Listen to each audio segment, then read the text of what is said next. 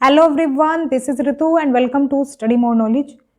तो इन क्लासेस में हम डिस्कस कर रहे हैं ज्योग्राफी को, और ज्योग्राफी का चैप्टर 3 हम लास्ट वीडियो में कर चुके हैं। आज हम करने वाले हैं ज्योग्राफी का चैप्टर 4, जो कि रिलेटेड है आपका एयर यानी हवा से। तो हवा से रिलेटेड जो भी कंसेप्ट हैं, जैसे कि एटमॉस्फेयर वगैरह के बारे में, एटमॉस्फेरिक लेयर्स के बारे में, वो सभी टॉपिक्स आपके इस चैप्टर में डिस्कस करने वाले हैं हम। You can also follow me on social media, Facebook page, Insta ID and Telegram channel. Link आपको डिस्क्रिप्शन में मिल जाएगा। तो ये सभी टॉपिक्स आज के इस वीडियो में हम डिस्कस करने वाले हैं। Composition of the atmosphere, structure of the atmosphere, weather और क्लाइमेट के बारे में, temperature, air pressure, wind and moisture के बारे में, इसके अलावा साइक्लोन के बारे में, नेचर्स फ्यूरी। यहाँ पर अगर मैं बात करूँ इस चैप्टर की, तो ये एग्जाम के पॉइंट ऑफ व्यू से काफ़ी इंपॉर्टेंट है। इसमें से हर प्रीवियस ईयर में 2 से 3 क्वेश्चंस तो आए ही आए हैं। आप चाहें तो उठा करके देख लेंगे। इसके बाद भी मैं चैप्टर के बाद भी प्रीवियस ईयर कराऊंगी, तो काफ़ी सारे क्वेश्चंस हैं जो कि प्रीवियस ईयर में पूछे गए। हर टॉपिक से क्वेश्चन पूछा गया है, इसमें ध्यान से पढ़ेंगे इसको। सबसे पहले इंट्रोडक्शन की बात करें वायुमंडल की, तो पृथ्वी जो है एक तरह से हमारे वायु की घनी चादर से घिरी हुई है, जिसको कि हम कहते हैं वायुमंडल यानी एटमॉस्फेयर, जो कि मनुष्य के अस्तित्व के लिए उपयोगी है।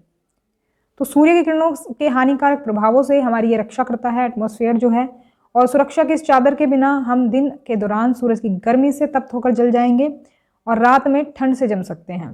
तो वातावरण पृथ्वी को रहने योग्य बनाता है। इसी वातावरण यानी एटमॉस्फेयर के बारे में हम इस चैप्टर में डिस्कस करेंगे सारी चीज़ों को। सबसे पहले देखेंगे कंपोजिशन ऑफ द एटमॉस्फेयर, वायुमंडल का संगठन, यानी कि जो वायुमंडल है उसमें कौन कौन सी गैसें मिलती हैं, कितना कितना किसका एक तरह से हम कहेंगे पार्ट है। तो यहाँ पर सांस लेते समय हम जो हवा लेते हैं वो वास्तव में कई गैसों का मिश्रण है। ऐसा नहीं है कि हम ऑक्सीजन अगर सांस में लेते हैं तो बस ऑक्सीजन ही मिलती है हवा में, तो और भी अन्य गैसें हैं ऑक्सीजन के अलावा। तो नाइट्रोजन और ऑक्सीजन जो है 2 ऐसी गैसें हैं जो वायुमंडल का अधिकांश भाग बनाती है। मतलब ज़्यादातर भाग जो है नाइट्रोजन और ऑक्सीजन का वायुमंडल में मिलेगा। कार्बन डाइऑक्साइड, इसको CO2 भी कहते हैं शॉर्ट में, हीलियम, ओजोन, ऑर्गन और हाइड्रोजन कम मात्रा में पाए जाते हैं। हवा में धूल के छोटे छोटे कण भी मौजूद रहते हैं। तो डस्ट पार्टिकल्स जो हैं वो हवा में मौजूद रहते हैं हमेशा। तो देखते हैं ना, घरों में धूल जम जाती है, वो कैसे जम जाती है? वो ऐसी तो जमती है, क्योंकि छोटे छोटे पार्टिकल जो हवा में हमेशा मौजूद रहते हैं। पौधों को भी देखो जीवित रहने के लिए नाइट्रोजन की जरूरत पड़ती है। वे CO2 लेते हैं और वे हवा से सीधे नाइट्रोजन नहीं लेते हैं। अगर कोई पूछने लगे कि भाई सीधे नाइट्रोजन लेते हैं कि पौधे, तो सीधे नाइट्रोजन नहीं लेते, बल्कि जो मिट्टी है और कुछ पौधों की जड़ों में रहने वाले जीवाणु हैं वो हवा से नाइट्रोजन लेते हैं और इसका स्वरूप बदल देते हैं ताकि पौधे इसका इस्तेमाल कर सकें। यानी बदले हुए रूप में नाइट्रोजन का इस्तेमाल पौधे करते हैं, जो कि कुछ जीवाणु जो है इसको कन्वर्ट करते हैं। यहाँ पर कंपोजिशन जो है एयर एटमॉस्फेयर का, ये आप देख सकते हैं। यहाँ पर नाइट्रोजन आपको मिलेगी सबसे ज़्यादा 78%, और ऑक्सीजन है 21%। अदर गैसेस जो हैं वो 1% से भी कम है। और इसी में अगर हम और देखें गैसेस को, तो ऑर्गन गैसें ये भी 1% से कम है। और कार्बन डाइऑक्साइड की बात करें, इसका जो है एक तरह से मुख्य रोल है हमारे एटमॉस्फेयर में। तो यहाँ पर कार्बन डाइऑक्साइड में आपको कन्फ्यूज़न हो सकता है। अगर आप इंटरनेट पर देखेंगे तो इसका जो दिया हुआ है कंपोजिशन वो है 0.04 इंटरनेट पर, और अगर बात करें NCERT की तो 0.03% है। तो उसमें देख लेना ऑप्शन में, जैसे भी आपको डेटा मिले उसी के अकॉर्डिंग लगाना है। फर्स्ट प्रायोरिटी तो 0.03 पर रखना, क्योंकि NCERT में वो दिया गया है। अब ये मुझे चार्ट मिला था तो मैंने इसको एज इट इज़ रख लिया। तो ध्यान रखेंगे कार्बन डाइऑक्साइड के बारे में, कन्फ्यूज़ नहीं होना है कि भाई कहीं पर तो 4 दिया है, मतलब 0.4 दिया है, तो कहीं पर 0.03 दिया है। नेक्स्ट, ऑक्सीजन हवा में दूसरी सबसे प्रचुर मात्रा में गैस है नाइट्रोजन के बाद, और मनुष्य और जानवर सांस लेते हुए हवा से ऑक्सीजन लेते हैं। हरे पौधे प्रकाश संश्लेषण के दौरान ऑक्सीजन का उत्पादन करते हैं। और वृक्षों के महत्व की बात करूं तो ऑक्सीजन की मात्रा समान बनी रहती है। कभी कभी तो पूछा जाता है कि भाई ऑक्सीजन तो बढ़ जाएगी अगर हम ज़्यादा वन लगाएंगे, लेकिन नहीं, ऑक्सीजन की जो मात्रा है वो समान बनी रहती है, क्योंकि जो जानवर हैं या फिर मनुष्य हैं वो ऑक्सीजन लेते हैं और पौधे जो हैं वो ऑक्सीजन छोड़ते हैं। तो इस तरह से इक्वल जो है मात्रा में ऑक्सीजन बनी रहती है और एटमॉस्फेयर में। कार्बन डाइऑक्साइड की बात करें तो एक अन्य महत्वपूर्ण गैस है ये, और हरे पौधे अपना भोजन बनाने और ऑक्सीजन छोड़ने के लिए कार्बन डाइऑक्साइड का उपयोग करते हैं। मनुष्यों या जानवरों द्वारा जो छोड़ी गई कार्बन डाइऑक्साइड होती है, इसकी मात्रा पौधों द्वारा उपयोग की जाने वाली मात्रा के बराबर होती है, जो एक पूर्ण संतुलन बनाते हैं। तो वही है, बैलेंस बना रहता है गैसों का, कार्बन डाइऑक्साइड और ऑक्सीजन का, अगर पर्याप्त मात्रा में ये पौधों द्वारा ली जाती है। इसलिए जो हैं पौधे वो उतने होने ज़रूरी हैं, नहीं तो कार्बन डाइऑक्साइड बढ़ने लगती है। तो इक्वल बनी रहती है ये, क्योंकि मनुष्य और जानवर इसको कार्बन डाइऑक्साइड को छोड़ते हैं, पौधे इसको लेते हैं। अब कार्बन डाइऑक्साइड की हमें ज़रूरत क्यों है? अब यहाँ पर देखो उसकी बात कर रहे हैं हम, जब कार्बन डाइऑक्साइड बढ़ती है तो उसका क्या असर होता है वातावरण पर। तो या ये जो है ग्रीन हाउस प्रभाव पैदा करता है। ये CO2 जो है, कार्बन डाइऑक्साइड जो है, पृथ्वी से विकिरित ऊष्मा ये पृथ्वी पर ही रोक देता है। जो आती है ना सूर्य से, जो गर्मी हमें मिलती है वो वापस चल जाने लगती है शाम को, लेकिन ये जो गैसें होती है ना, ग्रीन हाउस गैसें, ये इसको पृथ्वी पर ही रोक करके रखती हैं, जिससे पृथ्वी का जो वातावरण है वो रहने लायक हो जाता है। जैसे कि हमने पीछे बात करी, अगर ये वातावरण ना हो तो पृथ्वी बिल्कुल ठंडी हो जाएगी। भाई सूरज की रोशनी जब तक पड़ेगी, जब तक गर्म रहेगी, और वो भी इतनी गर्म रहेगी कि हम सह भी नहीं पाएंगे उसकी गर्मी, और जब गर्मी चली जाएगी तो बिल्कुल ठंडा हो जाएगा, जम जाएंगे हम। तो फिर क्या समस्या है जो कार्बन डाइऑक्साइड को बढ़ा रही है? अब भाई हमने ये तो जान लिया कि पौधे तो बढ़ा नहीं रहे हैं, मतलब पौधे या फिर जंतु तो बढ़ा नहीं रहे हैं इसको, फिर कैसे ये बढ़ रही है इसकी मात्रा? तो जब कारखाने के धुएं या कार के धुएं के कारण वातावरण में इसका स्तर बढ़ जाता है, तो इसकी ऊष्मा के द्वारा पृथ्वी का तापमान बढ़ता है, जिसे भूमंडलीय तापन या फिर ग्लोबल वार्मिंग कहते हैं। तो ये बेसिकली हम कहेंगे पोल्यूशन से बढ़ती है इसकी मात्रा। तो पोल्यूशन से इसकी मात्रा बढ़ती है, जिसको कि हम ग्लोबल वार्मिंग कहते हैं, ध्यान रखेंगे। और ग्लोबल वार्मिंग जब हो जाती है तो उसके कारण कुछ समस्याएं हो जाती हैं, जिसकी वजह से कहा जाता है इसको ये खतरनाक है। जो हिम ग्लेशियर हैं वो पिघलने लगते हैं। अब आपको पता है जो 2% लगभग के पानी है वो हमारा ग्लेशियर में जमा है। अब ग्लेशियर अगर पिघलने लगेंगे तो होगा क्या कि भाई समुद्र में तो लेवल बढ़ जाएगा। ये यहाँ पर यही तो दिया है कि भाई ग्लेशियर तो इतने बड़े उस पर स्तर पर फैले हुए हैं, वो गर्मी से पिघलने लगेंगे, समुद्र का स्तर बढ़ जाएगा, और फिर जो ज़मीन पर रहने वाले लोग हैं तो वो तो उसमें डूब जाएंगे पानी में। तो इसलिए चिंता का विषय है। इसी वजह से देखो बाढ़ें आती हैं तटीय क्षेत्रों में, द्वीप जलमग्न हो जाते हैं। जो छोटे छोटे द्वीप होते हैं ना समुद्रों में, तो वो डूब जाते हैं। जलवायु में भारी परिवर्तन होता है, पौधे और पशु लुप्त हो सकते हैं। तो इसका ये सभी साइड इफेक्ट हो सकते हैं ग्लोबल वार्मिंग के।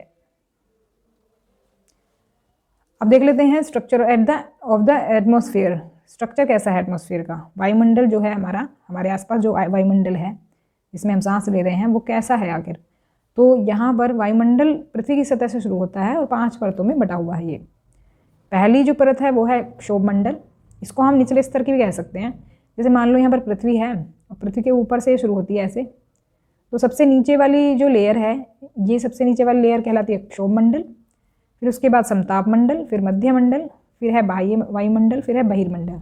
बाह्य और बहिर में कन्फ्यूज नहीं होना है। बहिर मतलब बाहर का, बहिर को देखो मैंने इनको याद करने का आपको पहले भी तरीका बताया था। याद करने का तरीका क्या है? देखो 2-3 तो याद ऐसी हो जाएंगी। पहली तो याद हो जाती है, क्षोभमंडल है सबसे पहली वाली, ट्रोपोस्फेयर इंग्लिश में भी याद कर सकते हो। और मध्य को मध्य से याद कर लो भाई, बीच का जो होता है मध्य होता है, मध्य मंडल हो गया, क्योंकि 5 के बीच में आ रही है ना ये। और बाहरी एग्जिट जो हम कहते हैं, बाहर जाने को एग्जिट कहते हैं, तो एक्सोस्फेयर से याद रख सकते हो, एग्जिट से। तो बाहर की सबसे बाहर की लेयर ये हो गई। तो ये 5 लेयर हैं एटमॉस्फेयर में। यहाँ से आप इस तरह से देख सकते हो इसको। तो यहाँ पर इनके बारे में थोड़ा डिटेल में देख लेते हैं अभी थोड़ी चीज़ें जो कि अक्सर पूछी जाती हैं। ये इंपॉर्टेंट है लेयर्स, सभी लेयर्स को ध्यान से पढ़ना। ये पूरा चैप्टर ही इंपॉर्टेंट है। सबसे पहली लेयर है क्षोभमंडल। वायु की सबसे महत्वपूर्ण परत है ये। इसकी औसत ऊंचाई 13 किलोमीटर है। यानी पृथ्वी से, यानी हम जो सांस ले रहे हैं ना, वो इसी हवा में सांस ले रहे हैं, और ये जो वायुमंडल है ये इसी में मौजूद है जो जिसमें हम सांस ले रहे हैं। सभी मौसमी घटनाएं जैसे बारिश, कोहरा या फिर ओलावृष्टि इसी परत में होती हैं। यानी कि मौसमी घटनाओं से ध्यान रखना, क्षोभमंडल में होती हैं सभी मौसमी घटनाएं। समताप मंडल क्षोभमंडल के ऊपर वाली लेयर है, अभी देखी थी हमने। 50 किलोमीटर तक की ऊंचाई तक फैला है ये, और ये परत बादल और मौसम वाली जो घटनाएं हैं जो कि क्षोभ मंडल में होती थी उससे पूरी तरह से मुक्त है, ये लगभग मुक्त है कहेंगे। तो जो कि आदर्श बनाती है हवाई जहाज को उड़ाने के लिए। तो इसमें दूसरी इंपॉर्टेंट चीज़ है कि ओजोन गैस की परत भी इसी में है। एक तो हवाई जहाज उड़ते हैं, दूसरी ओजोन गैस की भी परत इसी में है। फिर आता है मध्यमंडल, बीच वाली परत। ये वायुमंडल की तीसरी परत है, समताप मंडल के ऊपर है, 80 किलोमीटर तक फैला है और अंतरिक्ष से जो उल्कापिंड आते हैं इसमें प्रवेश करते ही वो जल जाते हैं। तो उल्कापिंड किस में जलते हैं? मध्यमंडल में। बाह्य वायुमंडल, थर्मोस्फेयर में बढ़ती ऊंचाई के साथ, थर्मोस्फेयर है ये इंग्लिश में कहेंगे तो, बढ़ती ऊंचाई के साथ इसमें क्या होता है, तापमान जो बहुत तेजी से बढ़ता है इसमें। और आयनमंडल भी इस परत का एक हिस्सा है। कहीं कहीं आपको आयनमंडल जो है ना 4th लेयर भी लिखी हुई मिलेगी, तो ये इसी का हिस्सा है, बाह्य वायुमंडल। तो ये 80 से 400 किलोमीटर के बीच फैला हुआ है और ये परत रेडियो प्रसारण में मदद करती है। नेक्स्ट है बहिर्मंडल। वायुमंडल की सबसे ऊपरी परत को बहिर्मंडल के रूप में जानते हैं। जैसे कि मैंने बताया, एग्जिट से याद रख लो, एक्सोस्फीयर। और वायु की पतली परत है ये। हीलियम और हाइड्रोजन जैसी हल्की गैसें यहाँ से अंतरिक्ष में तैरती हैं। ध्यान रखेंगे इन पॉइंट्स को। अब बात कर लेते हैं वेदर एंड क्लाइमेट की, मौसम और जलवायु। इससे क्वेश्चन पूछा जाता है मौसम क्या है और जलवायु क्या है। देखो डिफरेंस इनमें समझना है क्योंकि कुछ लोग कंफ्यूज ही रहते हैं इसमें। मौसम जो है देखो, जो हर घड़ी बदलता रहता है ना, घंटे दर घंटे या फिर दिन प्रतिदिन जो बदले, वो क्या है? मौसम है। कभी गर्म रह सकता है, कभी आपका ह्यूमिड रह सकता है, ये कभी सुहावना रह सकता है। जब कहते हो ना भाई बारिश हो रही है, मौसम तो बड़ा सुहाना हो रहा है, तो ऐसा हो सकता है। तो मौसम घंटे 2 घंटे में बदलता है, दिन प्रतिदिन बदलता है, तो वो तो हो गया मौसम। लेकिन जलवायु क्या है? जलवायु जो है एक लॉन्ग पीरियड का, हम अगर कहें तो उसका डेटा है ये।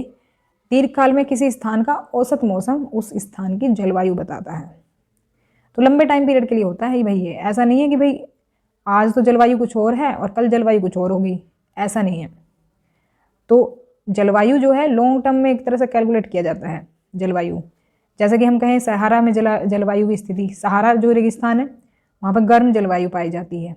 तो अब ऐसा तो है नहीं सहारा में आज तो ठंड पड़ रही है, कल गर्मी हो गई, या फिर आज गर्मी है तो कल ठंड पड़ने लगी।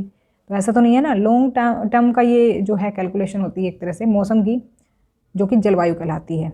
अंटार्कटिका में जलवायु कैसी है? ठंडी है। तो ऐसा तो नहीं है ना किसी दिन अंटार्कटिका में गर्मी हो रही है और अगले दिन जो है ठंड पड़ने लगी, ऐसा तो नहीं होता। तो यहाँ पर इन पॉइंट्स को ध्यान रखेंगे दोनों के बारे में। अब बात आती है टेम्परेचर की। तो हवा के गर्म और ठंडे होने की डिग्री को तापमान के रूप में जाना जाता है। तापमान की प्रकृति कैसी होती है? Nature of temperature. अगर हम देखें तो ये दिन और रात के बीच मौसम से मौसम में बदलता रहता है कि भाई जैसा मौसम होगा वैसे ही टेम्परेचर हो जाएगा। तापमान के वितरण को प्रभावित करने वाला कारक आतपन है। इंसोलेशन है। तो इंसोलेशन क्या है भाई? इंसोलेशन होती है वो चीज़ क्या कि सूर्य से आने वाली वो ऊर्जा जिसे पृथ्वी रोक लेती है, आतपन कहलाती है। अभी जो हम पढ़ रहे थे ना, कार्बन डाइऑक्साइड का जो रोल था या ग्रीन हाउस गैसेस का जो रोल था, वो यही तो है कि सूर्य से जो गर्मी आई ना दिन में, वो क्या हो गई, उन गैसेस ने वो जो जब शाम को वापस जाती है उसको ट्रैप कर लेती हैं, उसको रोक लेती हैं पृथ्वी पर। उसी को कहते हैं क्या? आतपन। अब देखो सवाल ये आता है कि ध्रुव बर्फ से क्यों ढके हुए हैं? ध्रुव बर्फ से इसलिए ढके हैं क्योंकि सूर्य तप की मात्रा भूमध्य रेखा से ध्रुवों की ओर घटती है। ये क्वेश्चन भी पूछा गया था भाई। अब हमने ये पढ़ा था कि जो पृथ्वी है देखो यहाँ पर बीच में है इक्वेटर। अब यहाँ पर इक्वेटर पर जो सूरज है ना, सूरज सीधा चमकता है यहाँ पे इक्वेटर पे। तो इक्वेटर के पास में कर्क रेखा से लेकर मकर रेखा के बीच में सूर्य जो है साल में एक बार बिल्कुल सीधा चमकता है सिर के ऊपर। तो यहाँ पर बहुत गर्मी पड़ती है, उसी की वजह से यहाँ पर बारिश भी ज़्यादा होती है। लेकिन जैसे जैसे हम जाएंगे ध्रुवों की ओर तो सूर्य की किरणें हो जाएंगी तिरछी। अब भाई तिरछी हो जाएंगी, एक एरिया ऐसा भी होगा जहाँ पर किरणें पड़ती नहीं है, तो वहाँ पर बर्फ़ जमी रहती है। तो नॉर्थ पोल और साउथ पोल पे इसी वजह से रहती है क्या? ठंड और बर्फ़ जमी रहती है। गाँव की अपेक्षा नगरों का तापमान बहुत ज़्यादा होता है, यानी शहरों का टेम्परेचर ज़्यादा मिलेगा, ये आप नोटिस करना। तो रीज़न है उसका कि दिन के समय जो है ना, ऐसा फेल्ट से बनी सड़कें और धातु जो है, धातु और कंक्रीट से बने जो भवन हैं, जो मकान बने रहते हैं, धातु और कंक्रीट के बने होते हैं, वो गर्म हो जाते हैं। और रात के समय जो ये ऊष्मा होती है, ये जो हीट होती है, ये मुक्त हो जाती है। तो ये रिलीज़ हो जाती है एक तरह से, जो हीट मतलब एक तरह से ये तो गर्म हो गए धातु और कंक्रीट से बने जो मकान थे। अब गर्म हो गए तो रात में जब सूरज चला गया तो ये क्या हो गई, एक तरह से हीट जो है रिलीज हो जाएगी। तो नगर के भीड़ वाले ऊंचे भवन गर्म वायु को रोक लेते हैं, जिससे नगरों का तापमान बढ़ जाता है। तो ये रीज़न है, रीज़न पूछा जाता है आपसे क्वेश्चन में, आगे क्वेश्चन भी हम करेंगे। तो यहाँ पर कुछ इंस्ट्रूमेंट दिए हुए हैं कि भाई किसको किस चीज़ से मापते हैं। थर्मामीटर से टेम्परेचर को मापते हैं, बैरोमीटर से एटमॉस्फेरिक प्रेशर को मापते हैं, और रेन गॉज से इसको अमाउंट ऑफ रेनफॉल कितना है उसको मापते हैं। विंड वेन से मापते हैं डायरेक्शन ऑफ विंड, मतलब देखते हैं कि विंड का जो डायरेक्शन है वो क्या है। अब एयर प्रेशर के बारे में जान लेते हैं, बहुत ही इंपॉर्टेंट टॉपिक है ये। तो ये मैं प्रैक्टिस सीरीज़ में भी बहुत बार डिस्कस कर चुकी हूँ ये टॉपिक। आपको जानकर हैरानी होगी कि हमारे ऊपर की जो हवा है शरीर पर बहुत ज़ोर से दबाव डालती है, लेकिन हम इसको महसूस नहीं कर पाते। ऐसा इसलिए क्योंकि वायुदाब हमें सभी दिशाओं से दबाव डालता है हमारे शरीर पर, इस वजह से महसूस नहीं होता। तो वायुदाब को अगर हम देखें तो पृथ्वी की सतह पर हवा के भार द्वारा लगाया गया जो दबाव है उसके रूप में हम परिभाषित इसको कर सकते हैं। और वायुदाब की बात करें तो सबसे ज़्यादा कहाँ होता है ये, सी लेवल पर। तो सी लेवल पर सबसे ज़्यादा होता है ये, और ऊंचाई जैसे बढ़ेगी वैसे ही घटेगा, यानी कि जैसे हम ऊपर जाएंगे वायुदाब नीचे आ जाएगा, यानी कम हो जाएगा।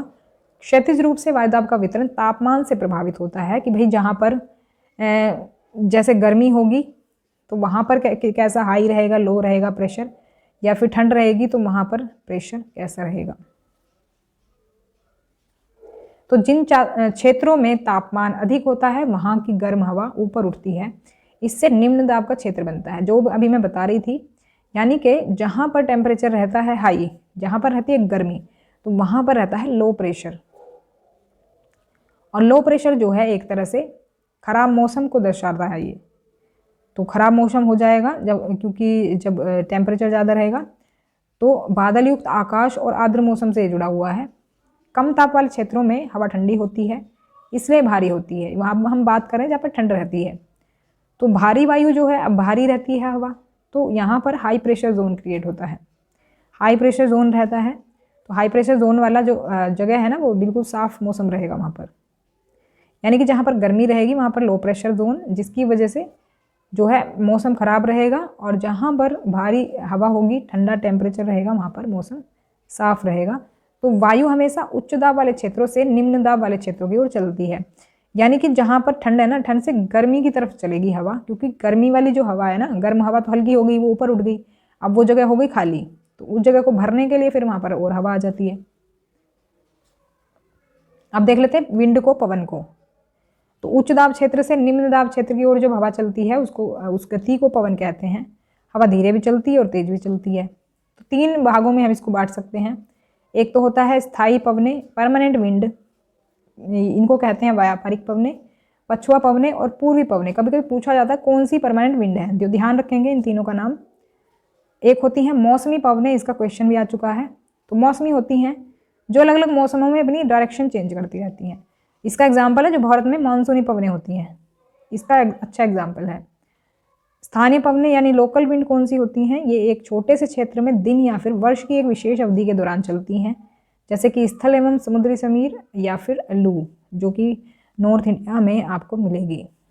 मई और जून के महीने में चलती है लू। यहाँ पर अब देखें परमानेंट विंड मैंने यहाँ पर दिखा दी है, जो मैंने कहा था ना व्यापारिक पवनें, ये रही व्यापारिक पवनें। परमानेंट विंड इसलिए है, इनका डायरेक्शन यही रहता है, जो आपको दिखाया गया ना, ये हैं व्यापारिक पवनें, यही डायरेक्शन आपको इनका दिखेगा, इसी वजह से इनको परमानेंट विंड कहा जाता है।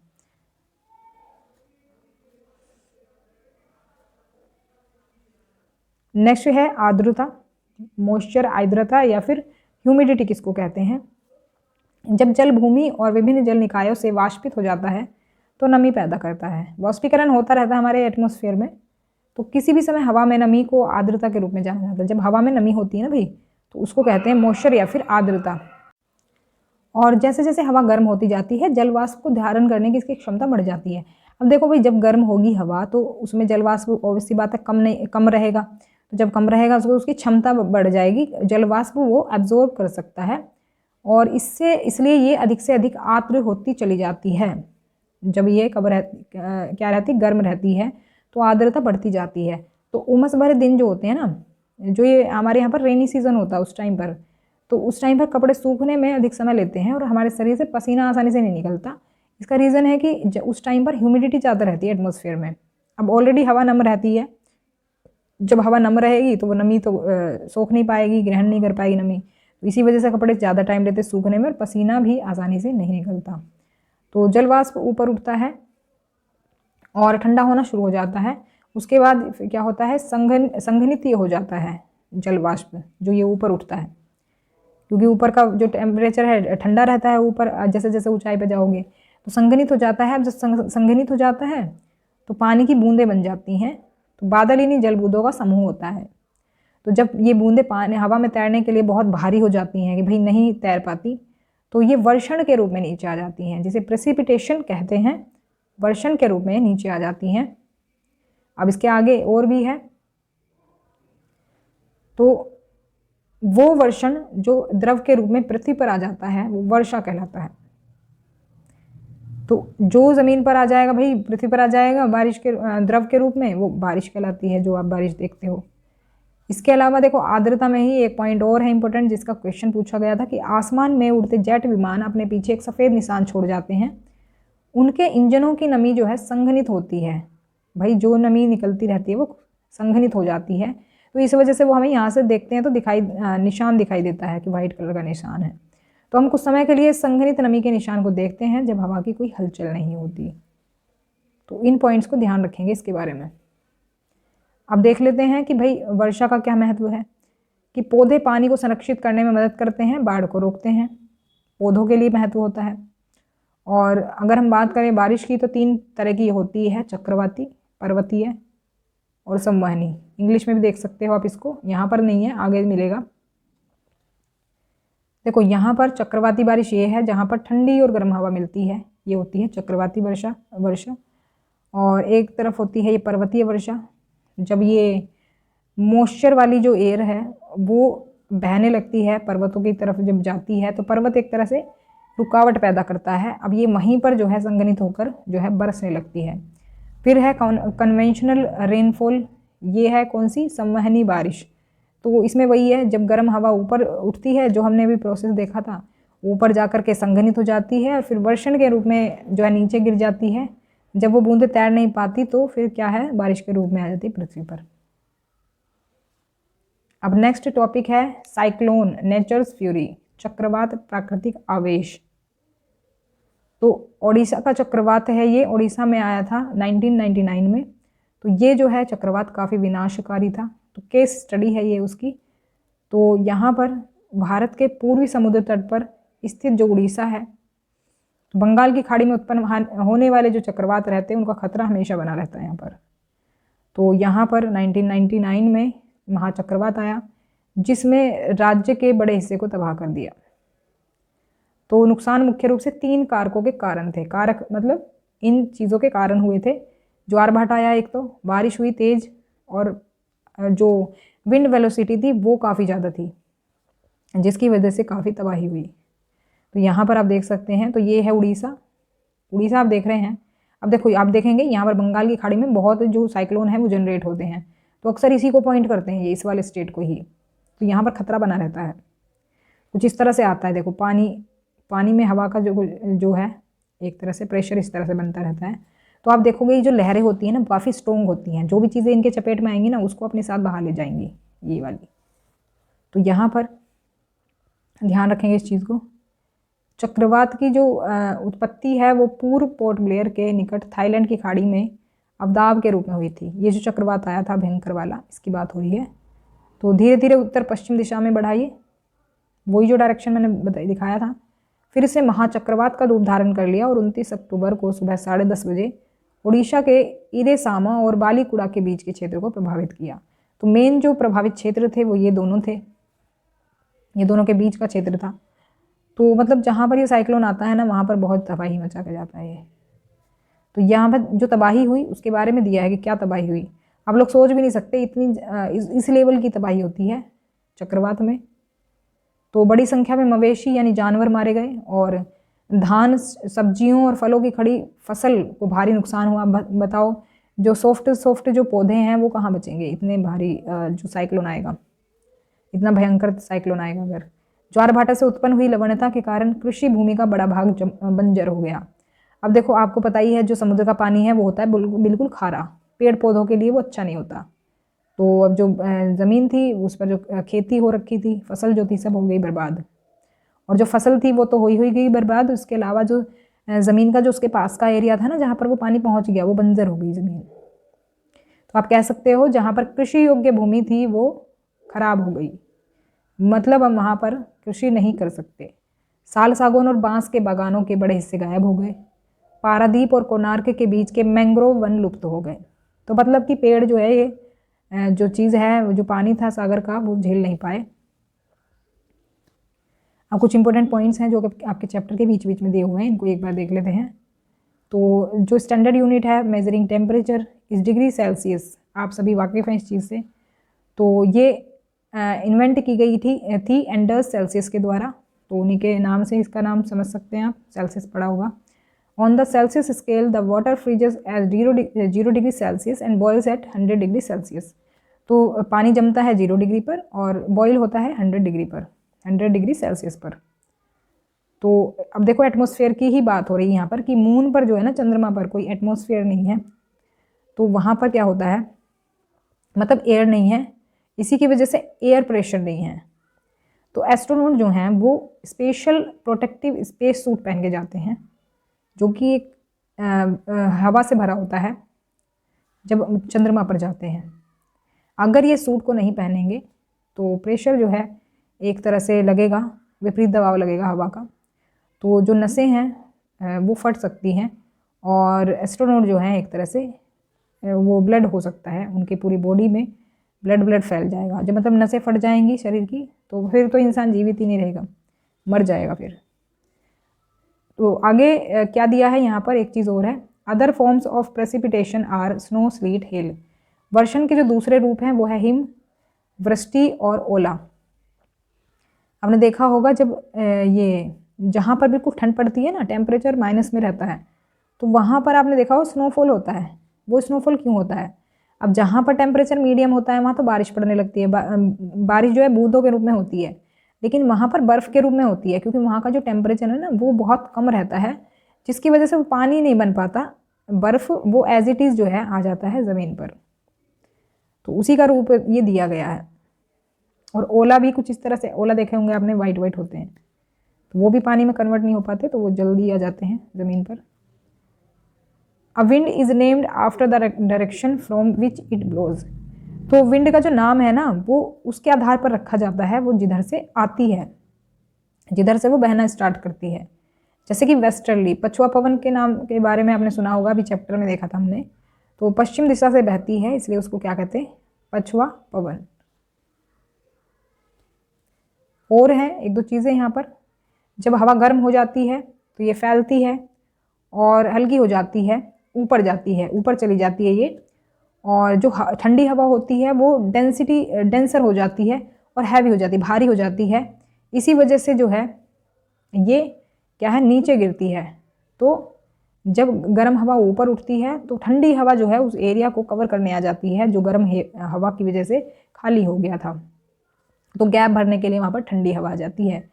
तो that is how air circulation takes place. तो इस तरह से एयर सर्कुलेशन चलता रहता है, गर्म हवा ऊपर उठ के चली जाती है, उस जगह को खाली कर देती है, ठंडी हवा वहाँ पर भरने के लिए आ जाती है। फिर है यहाँ पर इंपॉर्टेंट क्या चीज़ दी हुई है कि you will be surprise to know that the earth receives only 1 in, ये है 2 अरब parts of the sun's energy. मतलब 2 अरबवा, मतलब 2 अरबवा पार्ट जो है ये जो पृथ्वी है वो रिसीव करती है सिर्फ सन की एनर्जी का। तो आप समझ सकते हैं कितनी एनर्जी होगी सन में, और हमें तो सिर्फ बहुत छोटा सा हिस्सा मिलता है इसका। तो जब भी हम कभी कभी जल जाते हैं गर्मी में, देखो वो तो जब ये हाल है, सोचो फिर तो हम जिंदा ही नहीं रहते अगर थोड़ी बहुत और गर्मी मिल जाती। तो ये था हमारा चैप्टर। वीडियो पसंद आई हो तो लाइक करें, शेयर करें और सब्सक्राइब कर लें चैनल को, जिससे कि आपको आगे के अपडेट्स मिलते रहें। इस चैप्टर को ध्यान से पढ़ें और इसके बाद प्रीवियस ईयर क्वेश्चंस भी ध्यान से पढ़ें, इससे बहुत सारे क्वेश्चन पूछे गए हैं। नेक्स्ट वीडियो में प्रीवियस ईयर मिलेंगे आपको, तब तक के लिए stay connected and keep watching study more knowledge. Thanks for watching.